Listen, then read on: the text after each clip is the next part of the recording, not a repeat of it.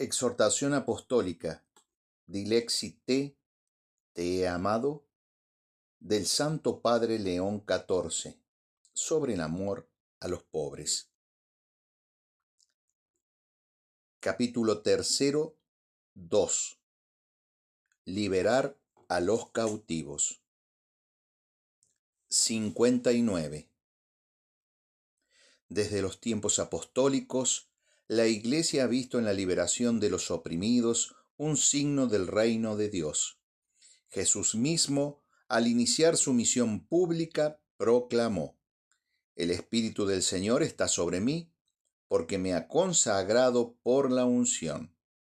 Él me envió a llevar la buena noticia a los pobres, a anunciar la liberación de los cautivos. Lucas 4:18. Los primeros cristianos, incluso en condiciones precarias, rezaban y asistían a los hermanos y hermanas encarcelados, como atestiguan los Hechos de los Apóstoles. 12:5, 24, 23. Y diversos escritos de los padres. Esta misión liberadora se prolongó a lo largo de los siglos mediante acciones concretas, especialmente cuando el drama de la esclavitud y el cautiverio marcó sociedades enteras. 60. Entre finales del siglo XII y principios del siglo XIII, cuando muchos cristianos eran capturados en el Mediterráneo o esclavizados en las guerras, surgieron dos órdenes religiosas: la Orden de la Santísima Trinidad, redención de cautivos trinitarios, fundada por San Juan de Mata y San Félix de Valois, y la Orden de la Bienaventurada Virgen María de la Merced, Mercedarios, fundada por San Pedro Nolasco con el apoyo de San Raimundo de Peñafort, dominico. Estas dos comunidades de consagrados nacieron con el carisma específico de liberar a los cristianos esclavizados, poniendo a disposición sus bienes, y a menudo ofreciendo su propia vida a cambio. Los trinitarios, con el lema Gloria tibi Trinitas et captivis libertas, Gloria a ti, Trinidad, y a los cautivos libertad, y los mercenarios, que añaden un cuarto voto a los votos religiosos de pobreza, obediencia y castidad, dieron testimonio de que la caridad puede ser heroica. La liberación de los cautivos era expresión del amor trinitario, un Dios que libera no solo de la esclavitud espiritual, sino también de la opresión concreta. El gesto de rescatar de la esclavitud y de la prisión se considera una prolongación del sacrificio redentor de Cristo, cuya sangre es el precio de nuestro rescate. Primera de Colosenses 6:20. 61. La espiritualidad original de estas órdenes estaba profundamente arraigada en la contemplación de la cruz.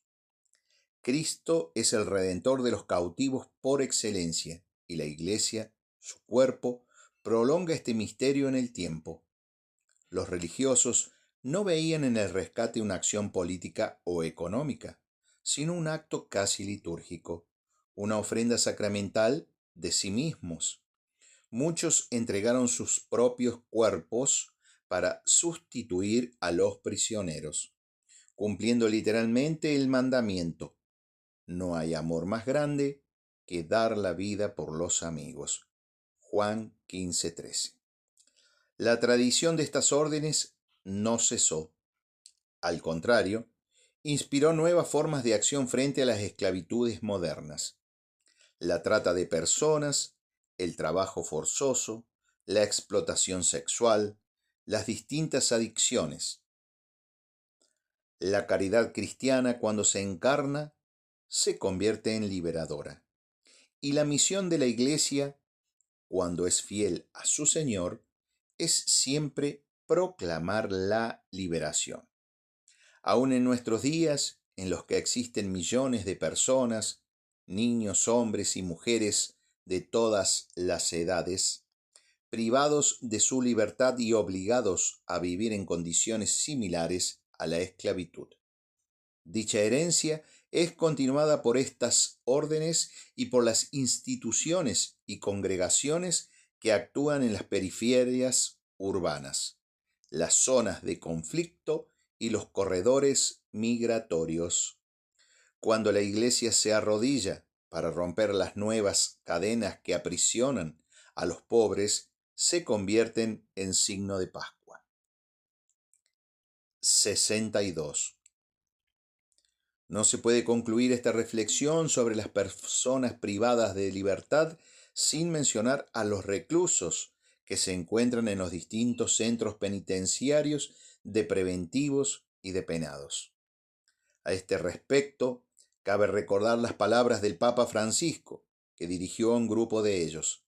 Para mí, entrar en una cárcel es siempre un momento importante, porque la cárcel es un lugar de gran humanidad, de humanidad probada, a veces fatigada por dificultades, sentimientos de culpa, juicios, incomprensiones, sufrimientos, pero al mismo tiempo cargada de fuerza, de deseo de perdón, de deseo de rescate.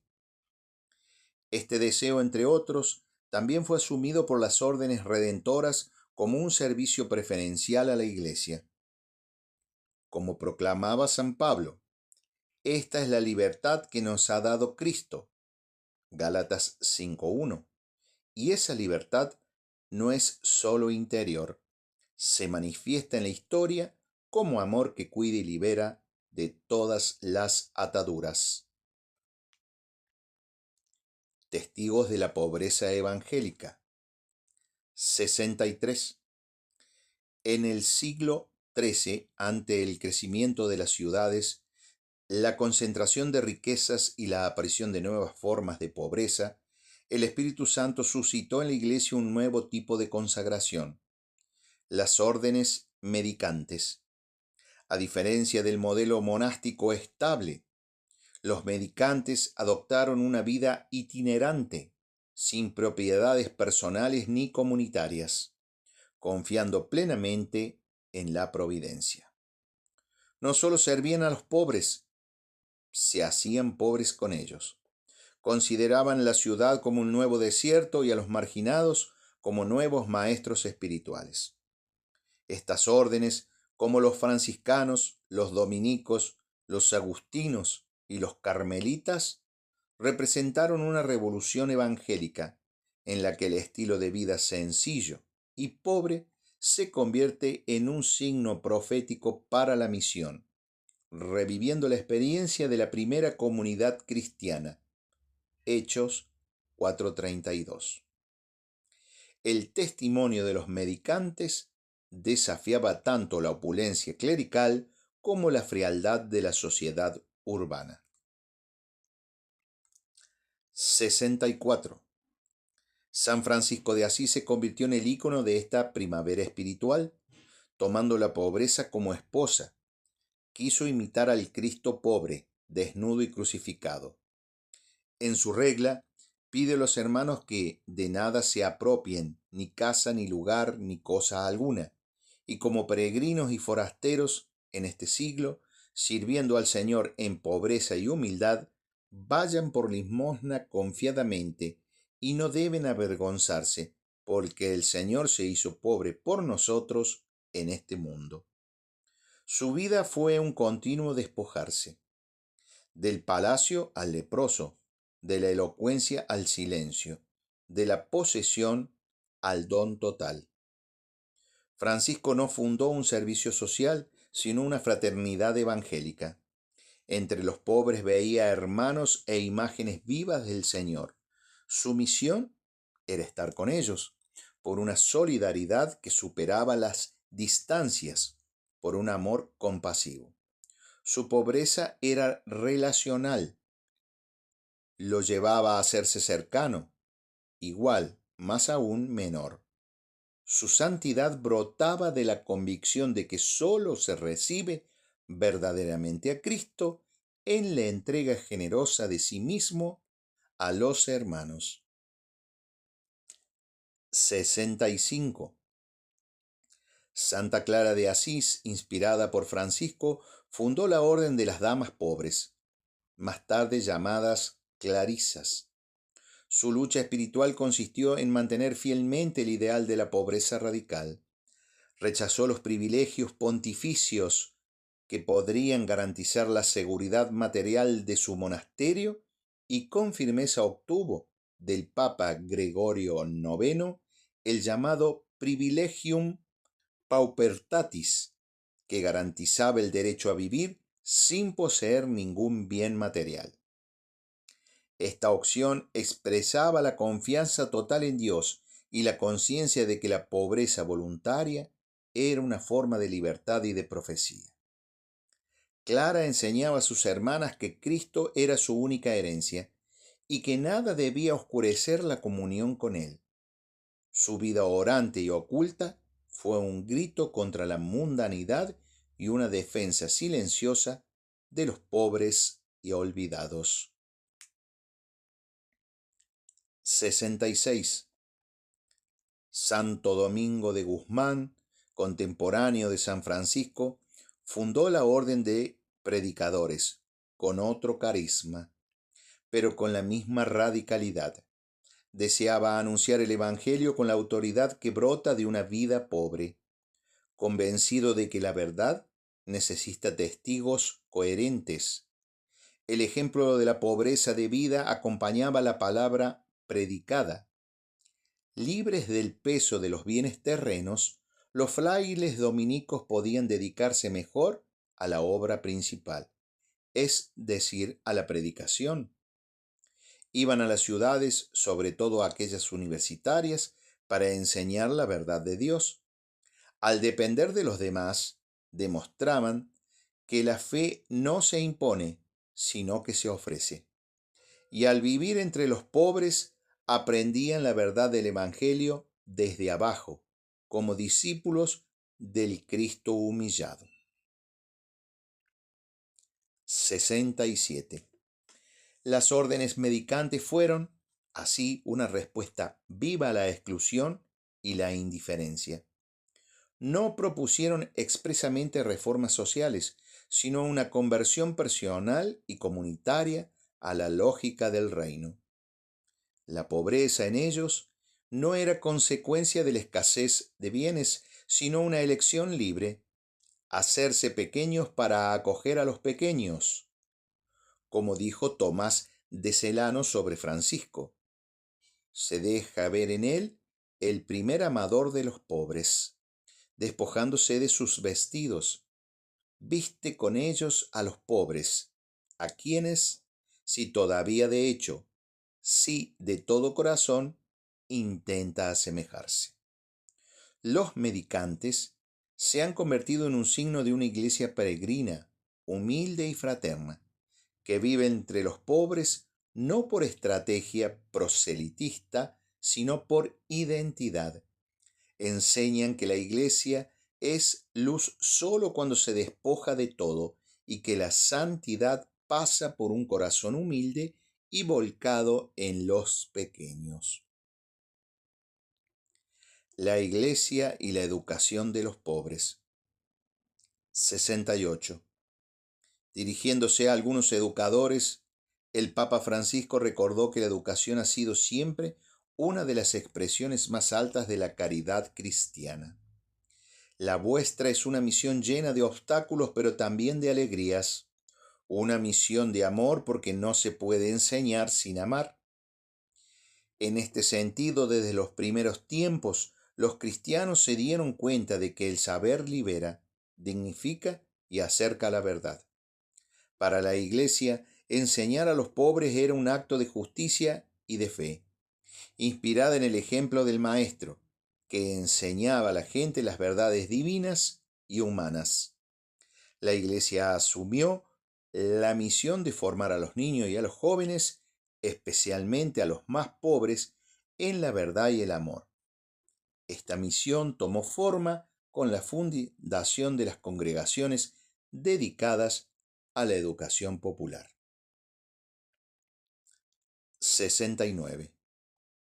En el siglo XVI, San José de Calazán, impresionado por la falta de instrucción y formación de los jóvenes pobres de la ciudad de Roma, en unas salas ajenas a la iglesia de Santa Dorotea en el Trastevere, creó la primera escuela pública popular gratuita de Europa. Era la simiente de la que después se desarrollaría, no sin dificultades, la orden de clérigos regulares pobres de la Madre de Dios de las escuelas pías, llamados escolapios, con el fin de transmitir a los jóvenes la ciencia profana, al igual que la sabiduría del Evangelio, enseñándoles a descubrir en sus acontecimientos personales y en la historia la acción amorosa de Dios, Creador y Redentor. De hecho, podemos considerar a este valiente sacerdote como el verdadero fundador de la escuela católica moderna, que busca la formación integral del hombre y está abierta a todos. Animado por la misma sensibilidad, en el siglo XVII, San Juan Bautista de la Salle, dándose cuenta de la injusticia causada por la exclusión de los hijos de obreros y campesinos del sistema educativo de Francia, en aquel tiempo, fundó los Hermanos de las Escuelas Cristianas, con el ideal de ofrecerles educación gratuita, una sólida formación y un ambiente fraternal. La Salle veía el aula como un lugar para el desarrollo humano, pero también para la conversión. Sus escuelas combinaban la oración, el método, la disciplina y el compartir. Cada niño era considerado un don único de Dios y el acto de enseñar un servicio al reino de Dios. 70. Ya en el siglo XIX, también en Francia, San Marcelino Champagnat fundó el Instituto de los Hermanos Maristas de las Escuelas, sensible a las necesidades espirituales y educativas de su época, especialmente a la ignorancia religiosa y a las situaciones de abandono que vivía particularmente la juventud, dedicándose de lleno, en una época en la que el acceso a la educación era todavía privilegio de unos pocos, a la misión de educar y evangelizar a los niños y jóvenes, sobre todo a los más necesitados. Con el mismo espíritu, en Turín, San Juan Bosco inició la obra salesiana, basada en los tres principios del sistema preventivo: razón, religión y amor.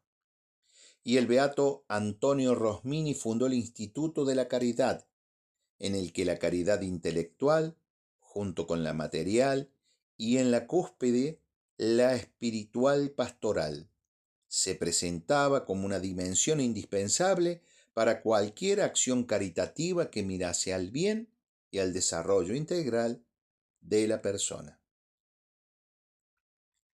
71. Muchas congregaciones femeninas fueron también protagonistas de esta revolución pedagógica. Las Ursulinas, las monjas de la Orden de la Compañía de María Nuestra Señora, las Maestras Pías y muchas otras fundadas especialmente en los siglos XVIII y XIX, ocuparon espacios donde el Estado estaba ausente. Crearon escuelas en pequeños pueblos, en los suburbios y en los barrios obreros. La educación de las niñas, en particular, se convirtió en una prioridad. Las religiosas alfabetizaban, evangelizaban, trataban de cuestiones prácticas de la vida cotidiana, elevaban el espíritu a través del cultivo de las artes y, sobre todo, formaban conciencias. Su pedagogía era sencilla: cercanía, paciencia, dulzura. Enseñaban a través de la vida, antes que con palabras. En tiempos de analfabetismo generalizado y de exclusión estructural, estas mujeres consagradas eran faros de esperanza.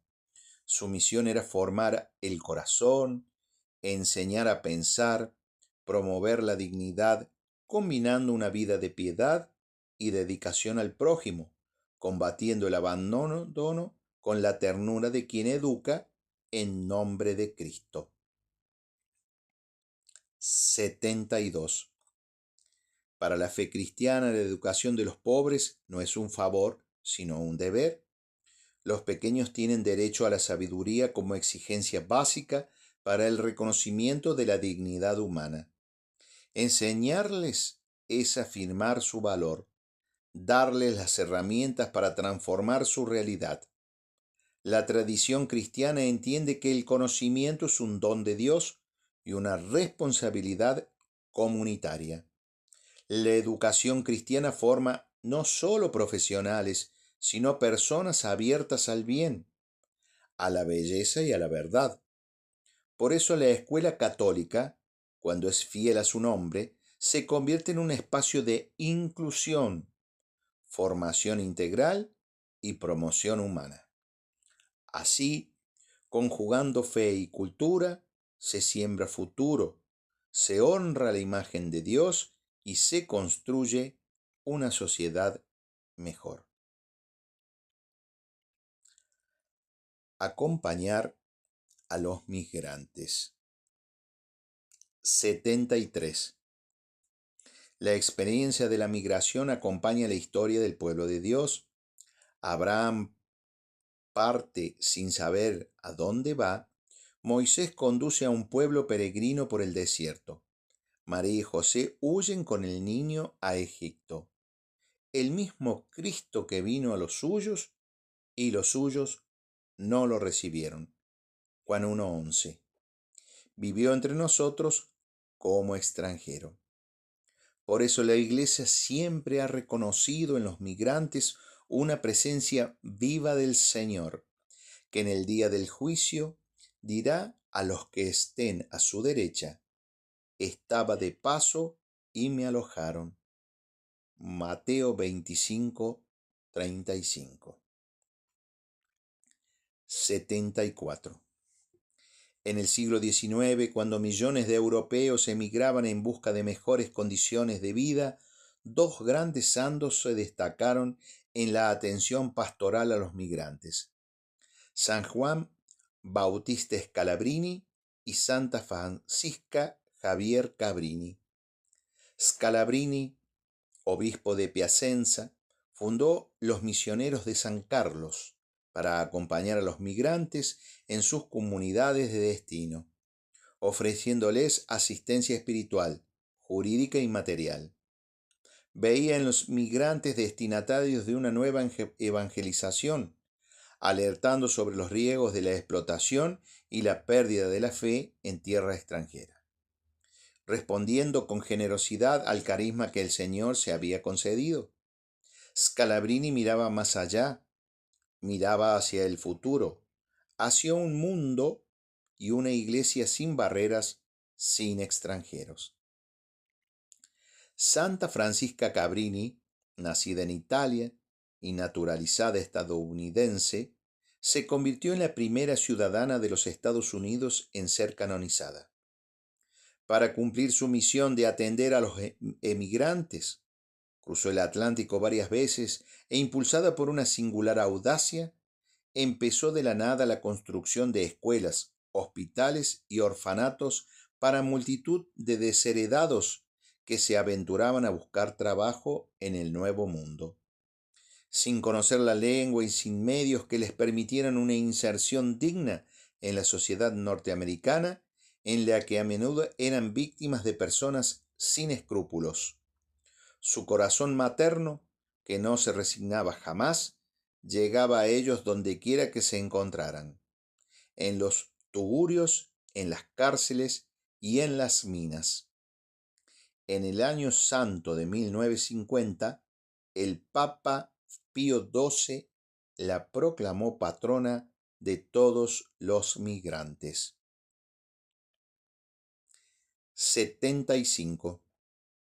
La tradición de la actividad de la Iglesia con y para los migrantes continúa, y hoy ese servicio se expresa en iniciativas como los centros de acogida para refugiados, las misiones en las fronteras y los esfuerzos de Cáritas Internacional y otras instituciones. El magisterio contemporáneo reafirma claramente este compromiso. El Papa Francisco recordaba que la misión de la Iglesia junto a los migrantes y refugiados es aún más amplia, insistiendo en que la respuesta al desafío planteado por las migraciones contemporáneas se puede resumir en 4 verbos: acoger, proteger, promover e integrar. Por estos verbos no se aplican solo a los migrantes y a los refugiados. Expresan la misión de la Iglesia en relación a todos los habitantes de las periferias existenciales, que deben ser acogidos, protegidos, promovidos e integrados. Y añadía, cada ser humano es hijo de Dios, en él está impresa la imagen de Cristo. Se trata entonces de que nosotros seamos los primeros en verlo, y así podamos ayudar a los otros a ver en el emigrante y en el refugiado no solo un problema que debe ser afrontado, sino un hermano y una hermana que deben ser acogidos, respetados y amados, una ocasión que la providencia nos ofrece para contribuir a la construcción de una sociedad más justa, una democracia más plena, un país más solidario, un mundo más fraterno y una comunidad cristiana más abierta, de acuerdo con el Evangelio.